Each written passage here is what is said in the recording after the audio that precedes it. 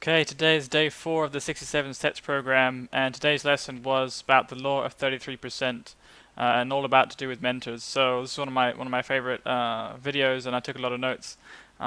First thing he starts out with, Tai says we learn by osmosis, and that's the ability to basically learn continually and always be learning. So you basically become like a learning machine, and we have that innate capacity. We're kind of born with that to learn that. So we don't come. One example is he gives is we don't come hardwired with one language. We have this capacity to learn wherever we are, from whoever we're around with, and the sort of full human experience is in understanding and capitalizing on this capacity for self-learning, and really that comes back to being able to adapt and cope with change, which is part of the previous lessons. So then he kind of explains this 33% law, and there's the idea that you should split up your time who you're spending it with. So you spend 33% with people below your level. So if you can apply this to health, wealth, happiness, or love, but you spend 33% helping people who are maybe 5-10 years younger than you. So you're helping them in terms of either teaching them, giving them time, and that's your way of contributing to humanity. So that's kind of also helps you build self-esteem because you're learning, and by teaching maybe you can also internalize what you're learning. So that's part of the time is, I guess, is being unselfish and sharing your time with other people. And then the other 33% is people at your peer level. So this is kind of most normal for most people. You kind of gravitate towards the people who are like you, and you want to spend time with them. And this is not the hard part because people probably spend too much time at this level. But these are the people you feel more comfortable around because they're more like you. And this is also it could be your friends, and these people might change as you move up. So if you're progressing and developing, but the people around you aren't, then you'll notice this circle of friends will change over time, and you have to be careful not to spend too much time with this peer group if it's pulling you down, or if you're moving beyond that level. And then the last 33% is people above you, and this could be mentors. This is the part that people find the hardest, find the most challenging. We forget to do this because it's very easy to find people like you or below you to spend your time with, and maybe it makes you feel good about yourself. But spending time with people above you is uncomfortable, it's difficult, and so it's something we kind of put off, or you really have to seek out these people as well. They don't just come into your life maybe, so you need to really put the effort in to find out who are these people you want to learn from, where are they, and how do you approach them, how do you engage them, and that takes a lot of work, and that's definitely for me been one of the hardest areas to find these mentors. Books obviously count as mentors because you learn a lot from them, but it's not the same as having an in-person mentor. So he talks about that a little bit, the difference. You should always be reading anyways, so it's a given that books are going to be around, you'll be reading those. But in terms of mentors, how can you find these people?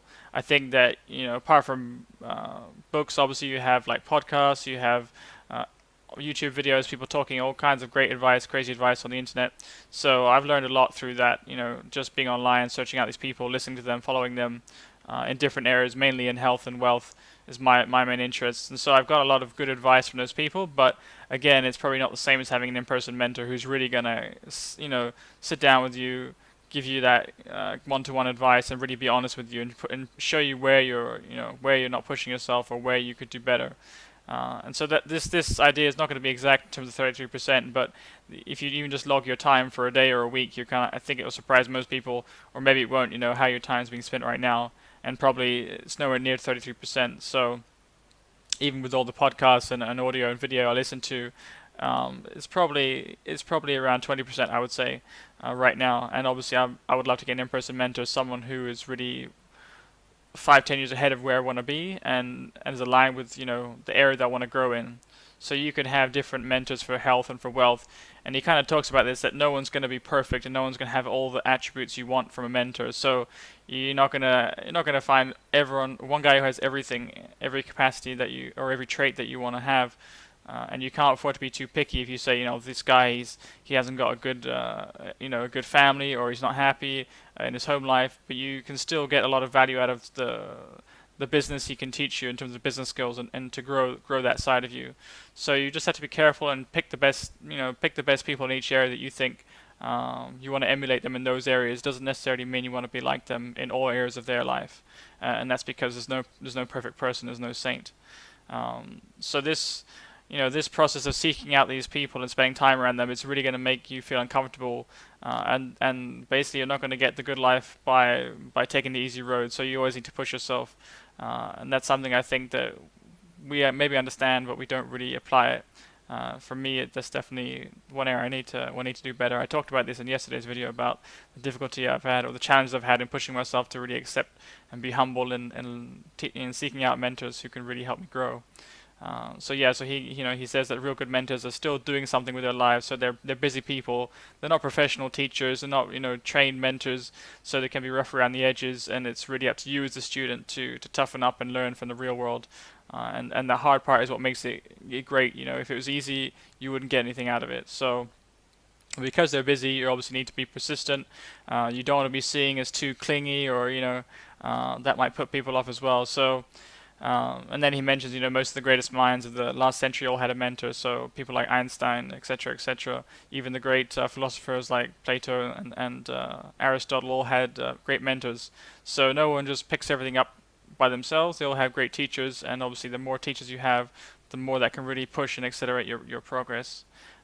So he gives some kind of practical tips. This is what I really liked about this video. It's not just all theory about, you need a mentor, now go find one, but he kind of talks about what are the strategies, what are the methods you can use to seek out these people, to approach them, and to kind of develop and cultivate a relationship with them. Because, like I said, you can't just go up to them and say, "Hey, I want you to be my mentor," and expect them to drop everything they're doing and agree to that. So. One tip he gives is kind of interesting. It says, you could have some kind of blog or some kind of podcast, and then interview them to set up this pretext for meeting them. So that's interesting. I don't know if that's going to apply to everything I'm doing, because I don't really have a professional blog for my business. I do have a podcast for another area that I'm interested in, so that might be a good way to meet potential mentors in that industry. But that's a separate project. So. That could be one way you meet people. And one thing he says is one of the pitfalls is to sell yourself too short. So people aim too low when they're thinking of getting a mentor. You really want to find someone that's, at a good enough level ahead of you that you're really going to get something out of them, because you're not going to be able to spend every waking hour with them. You might get an hour a week, or an hour, every 2 weeks, 3 weeks.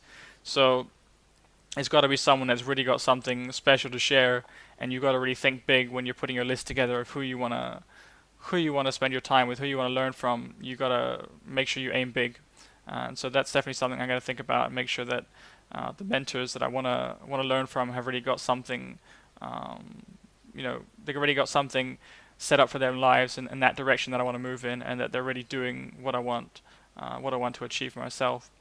And then he talks about, when you approach a mentor, you need to, it's really a skill to keep a mentor interested in you. So you need to be able to bring your own skills to the table, and what can they actually get from you. So you need to have this idea of giving more than you're receiving.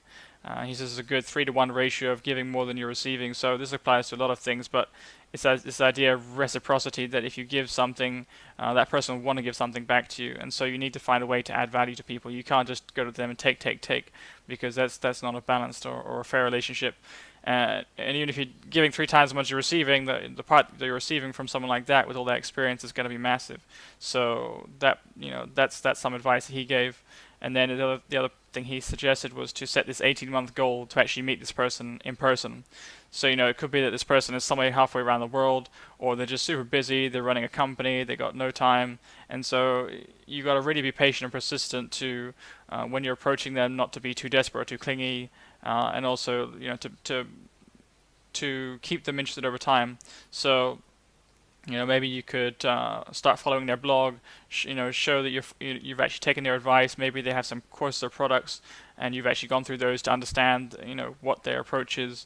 And the more personal, the more relevant you can make yourself to them, then the more attractive that offer is going to be. So that's something I need to think about, is because you're going to have to put the time in to really make that effort. And he says that you need to approach at least 5 to 10 people, because most of them will say no if they don't have the time. It's not the right fit. They already maybe have other mentees. You probably won't be the first person to have approached them. So how are you going to stand out when you're going to go to them and talk to them with this idea in mind of them becoming your mentor?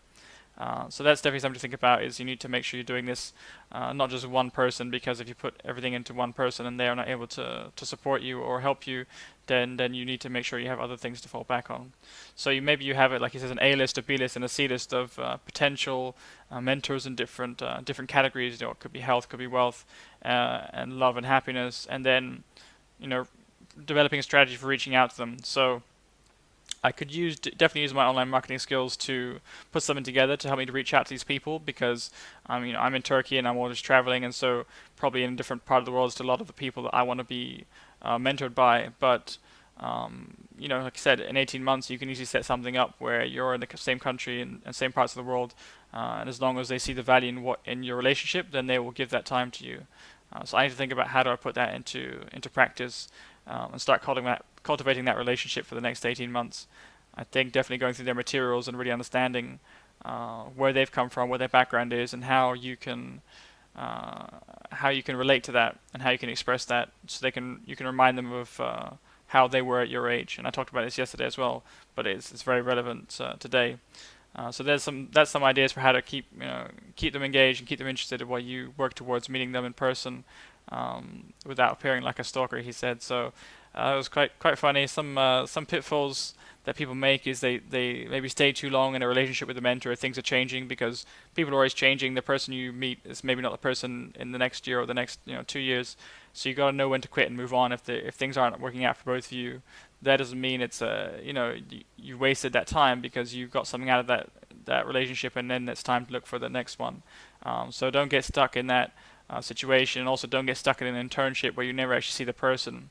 So I thought about doing this approach where you go for an internship, but that could be dangerous strategy, because you spend a lot of time just working in their company, but you never actually get to meet them.